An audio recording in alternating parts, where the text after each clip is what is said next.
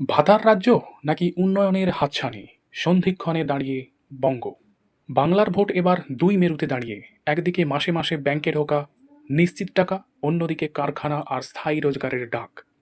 তৃণমূল বনাম বিজেপি, দুই দলেরই ইস্তাহারে রয়েছে দুরকম আগামীর ছবি।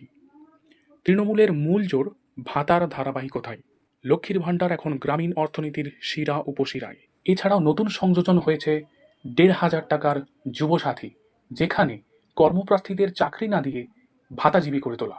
অপরদিকে বিজেপির পাল্টা যুক্তি শিল্প, অর্থনৈতিক কাঠামোর সংস্কার আর বিনিয়োগ। বিজেপির মতে পশ্চিমবঙ্গে গত ১৫ বছরে প্রায় ৬,০০০-এর মতো ছোট বড় মিলিয়ে কারখানা উঠে অন্যান্য রাজ্যে চলে গেছে। আর এই তথ্যকে সামনে রেখেই গেরুয়া শিবিরের স্লোগান, সিন্ডিকেট রাজ শেষ না হলে এ রাজ্যে কিন্তু শিল্প হবে না। বিজেপির ইস্তেহারের প্রধান প্রতিশ্রুতি হল কর্মসংস্থান এবং তার সাথে নতুন শিল্প আনা।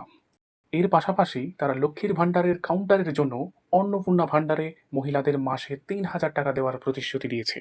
মাতৃত্বকালীন ২১,০০০ টাকা, যুবকদের জন্য মান্থলি ৩,০০০ টাকা। এছাড়াও পরীক্ষার আগে অর্থাৎ সরকারি চাকরির প্রস্তুতির জন্য ১৫,০০০ টাকার সাহায্য এবং নির্দিষ্ট সময়ে শূন্যপদ পূরণ। স্টার্ট আপে ১০ লাখ টাকার ঋণ। এছাড়াও রয়েছে মহিলাদের বাসে বিনা ভাড়ায় যাতায়াত। বিজেপির ইস্তেহার থেকে পরিষ্কার বার্তা পাওয়া যাচ্ছে, তারা কিন্তু ভাতার থেকেও কর্মসংস্থানে বেশি জোর দিচ্ছে।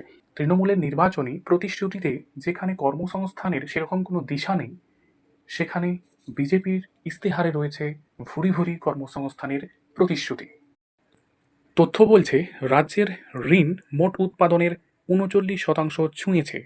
এই ঋণের বড় অংশ যাচ্ছে পুরনো সুদ মেটাতে। ফলে প্রশ্ন উঠছে, ভাতার এই কাঠামো কতদিন চলবে?